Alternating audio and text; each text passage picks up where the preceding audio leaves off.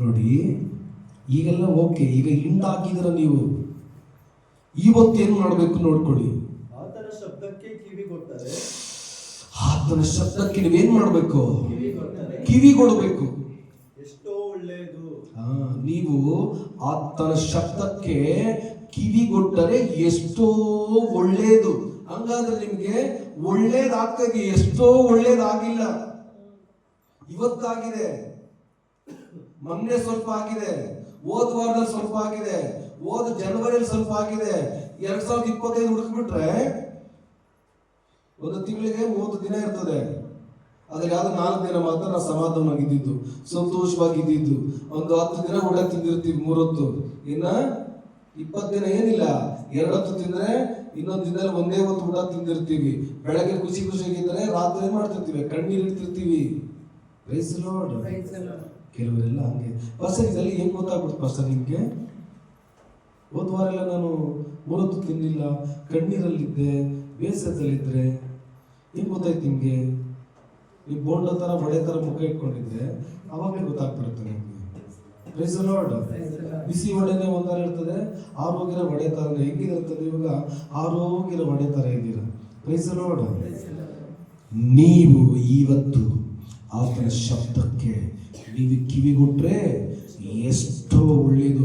ಹಾಗಾದ್ರೆ ಎಷ್ಟೋ ಒಳ್ಳೇದು ಆಗಬೇಕು ಅಂತ ದೇವರು ಇಷ್ಟ ಈ ಬೆಳಗ್ಗೆ ಪಡ್ತಿದ್ದಾನೆ ಅಂತಂದ್ರೆ, ಹಾಗಾದ್ರೆ ಆತನ ಇಷ್ಟವನ್ನ ನೀವು ಹೊಂದಿಕೊಳ್ಳಬಾರದು, ಆತನ ಇಷ್ಟದಲ್ಲಿ ನೀವು ಸೇರಬಾರದು, ಎಷ್ಟೋ ಒಳ್ಳೆಯದನ್ನ ಆಗಬೇಕಾದದನ್ನ ನೀವು ಪಡೆದುಕೊಳ್ಳಬಾರದು ಎಂಬುದಾಗಿ ದುಷ್ಟನು ಈ ಬೆಳಗ್ಗೆ ನಿಮ್ಮ ಮೇಲೆ ಒಂದು ಆಲೋಚನೆ ಉಳ್ಳವನಾಗಿದ್ದಾನೆ.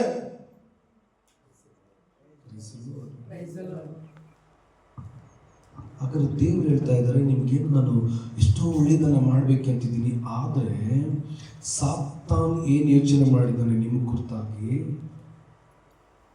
ಈ ಒಳ್ಳೇದು ಅವಾಗವಾಗ ಬೇಕಾದ್ರೆ ಸಿಗಲಿ.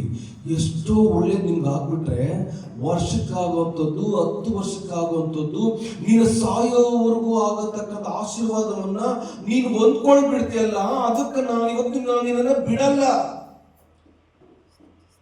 ಯಾರು ಯೋಚನೆ ಮಾಡ್ತಿರೋದು? ಸಾತಾನು ಯೋಚನೆ ಮಾಡ್ತಿದ್ದಾನೆ. ಇವತ್ತು ಯಾರ ಕೈಯಲ್ಲಿ ಇವತ್ತು ನೀವು ಬರೋದಕ್ಕೆ ಇಷ್ಟಪಡ್ತೀರಾ?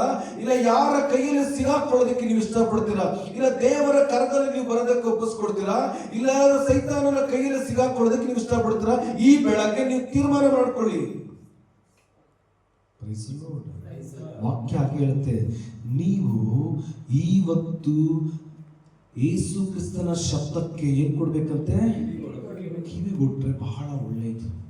Price Lord. ಹಾಗಾದ್ರೆ ಶತ್ರು ಆಲ್ರೆಡಿ ಬಂದಿದ್ದಾನೆ, ನಿಮ್ಮ ಕುರಿತಾಗಿ ಒಂದು ದೊಡ್ಡ ವ್ಯೂಹನೇ ಕಟ್ಕೊಂಡಿದ್ದಾನೆ. ಅವನೊಬ್ಬನೇ ಬಂದಿಲ್ಲ, ದೊಡ್ಡ ಒಂದು ವ್ಯೂಹ ಕಟ್ಕೊಂಡಿದ್ದಾನೆ. ಶತ್ರು ಬರ್ಬೇಕಂದ್ರೆ ಅವನು ಸಡನ್ ಆಗಿ ಬರಲ್ಲ. ಅವನು ಬರಬೇಕಂತಂದ್ರೆ ಇಂದಿನ ದಿನಗಳನ್ನ ನೀವೆಲ್ಲ ನೋಡ್ಕೊಳ್ಳಿ.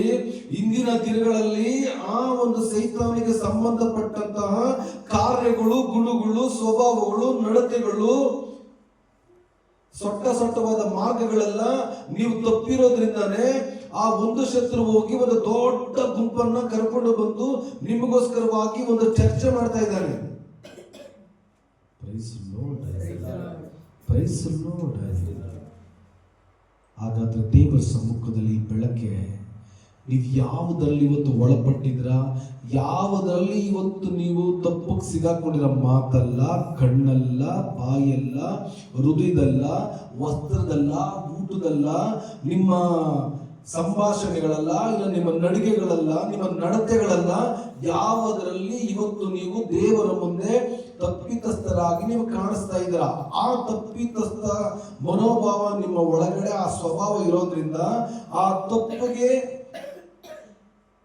ತಪ್ಪಿಗೆ ಇಷ್ಟಪಡುವಂತಹ ಸಾತಾನು ನಿಮ್ಮ ಕುರಿತಾಗಿ ಒಂದು ದೊಡ್ಡ ವ್ಯೂಹವನ್ನೇ ಕಟ್ಕೊಂಡು ಇವತ್ತು ಯೋಚನೆ ಮಾಡ್ತಾ ಇದ್ದೀನಿ, ಪ್ಲಾನ್ ಮಾಡ್ತಾ ಇದ್ದೀನಿ. Praise Lord. Praise Lord. ದೇವರು ಆ ಒಂದು ಸಾತಾನನ ಆ ವ್ಯೂಹವನ್ನ ನೋಡಿ ನಿಮ್ಮ ಕುರಿತಾಗಿಯೂ, ನಿಮ್ಮ ಕುಟುಂಬದ ಕುರಿತಾಗಿಯೂ, ನಿಮ್ಮ ಮಕ್ಕಳ ಕುರಿತಾಗಿಯೂ, ಮುಂದಿನ ನಿಮ್ಮ ಭವಿಷ್ಯದ ಕುರಿತಾಗಿ ಸಾತಾನ್ ಮಾಡ್ತಿರ್ತಕ್ಕಂಥ ಆ ಒಳ ಸಂಚನ್ನ ನೋಡಿ ದೇವರು ಹೇಳ್ತಿದ್ದಾರೆ, ಇವತ್ತು ನೀವು ನನ್ನ ಶಬ್ದಕ್ಕೆ ಕಿವಿಗೊಟ್ರೆ